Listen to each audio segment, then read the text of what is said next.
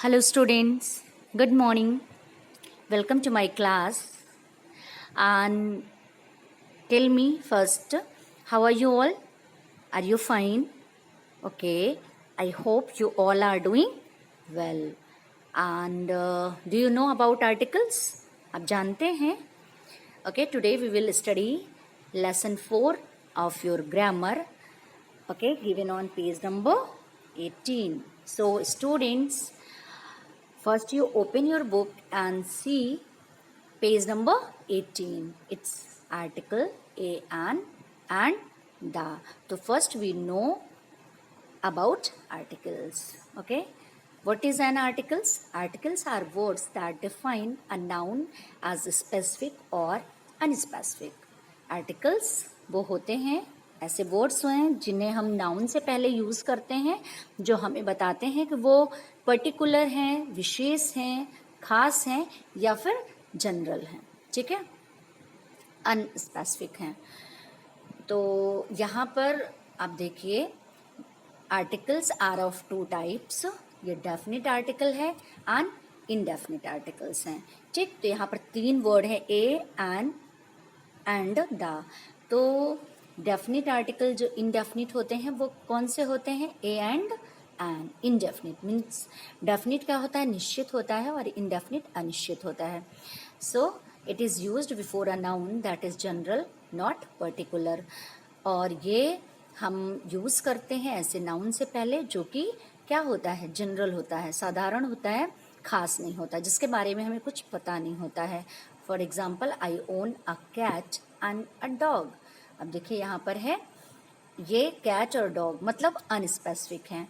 We are looking for an apartment. ठीक, and please give me a bottle of water. तो a, okay, we put here a because these are unspecific. अब यहाँ पर ये देख लीजिए. ओके, यहाँ पर आपको दिया गया है द वॉवेल्स. आपको पता है कि where be use a an. हम लोग पहले ये देख लेते हैं कि हम लोग जो इनडेफिनिट आर्टिकल ए और एन है इसको हम लोग कहाँ यूज़ करते हैं, कैसे यूज़ करते हैं, कहाँ हम लोग ए लगाते हैं और कहाँ पर एन. और सबसे बड़ी चीज़ आपका ये हम लोग लगाते हैं ऐसे नाउन से पहले जो कि काउंटेबल और सिमुलर होता है, मीन्स सिमुलर नाउन से पहले. ठीक है, जो क्या होता है? वन होता है, सिमुलर है. The vowels are a e i o and u. आप जानते ही हैं सभी लोग. And the rest of the letters are consonant. आपको पता है कि इंग्लिश अल्फ़ाबेट में वॉवेल्स हैं और 5 वॉवेल्स एंड 21 कंसोनेंट हैं. तो हम लोग यहाँ पर ए और यूज इसका यूज़ जो करते हैं, आप देख लीजिए रूल यहाँ पर.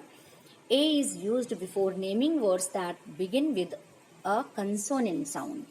ठीक है, कंसोनेंट साउंड. यहाँ पर कंसोनेंट ही नहीं है बल्कि साउंड उसका होना चाहिए. ज़रूरी नहीं है, कुछ वर्ड्स ऐसे होते हैं जो शुरू तो होते हैं कंसोनेंट से लेकिन उनका साउंड क्या आता है? वो वॉवेल का आता है. या कुछ वर्ड्स ऐसे होते हैं जो वॉवेल से शुरू होते हैं लेकिन उनका साउंड क्या होता है? कंसोनेंट से आता है. तो हम ऐसे वर्ड्स के पहले ए लगाते हैं जिनका साउंड कंसोनेंट होता है. ओके, और यहाँ पर क्या है? An is used before naming words that begin with a vowel sound. Vowel sound, अब जो स्वर होता है यहाँ पर ए ई आई ओ यू, मतलब जब हम उन्हें प्रोनाउंशिएट करें तो उनका जो ये साउंड होना चाहिए वो वॉवेल साउंड होना चाहिए. ओके, तो हम लोग क्या करेंगे? पहले यहाँ पर देख लेंगे. आज हम लोग अभी ए और एन देखेंगे. ठीक है, ये एक्सरसाइज आप लोग कर लीजिएगा. कंसोनेंट से पहले, कंसोनेंट साउंड से पहले हम लोग ए यूज़ करेंगे और वॉवेल साउंड से पहले हम लोग एन यूज़ करेंगे. तो आपका क्या दिया गया है? Tail, sunflower, ox, uncle, army, eye, ice cube.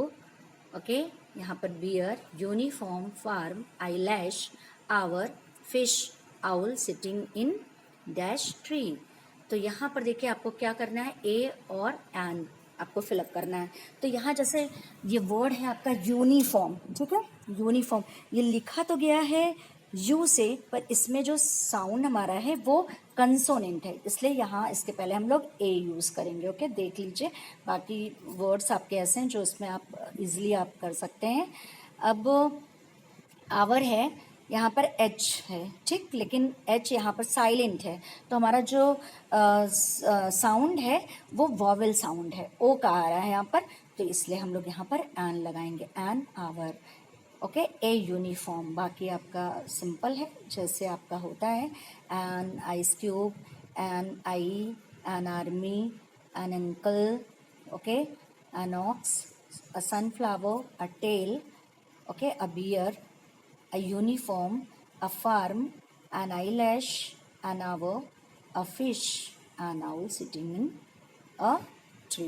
Okay, तो ये आपका है, आप इसे अपनी कॉपी बुक में फिलअप कर लीजिएगा और कॉपी में भी इसे आपको करना है, okay, as your homework. Okay, and tomorrow I will explain this definite article. Okay, thank you.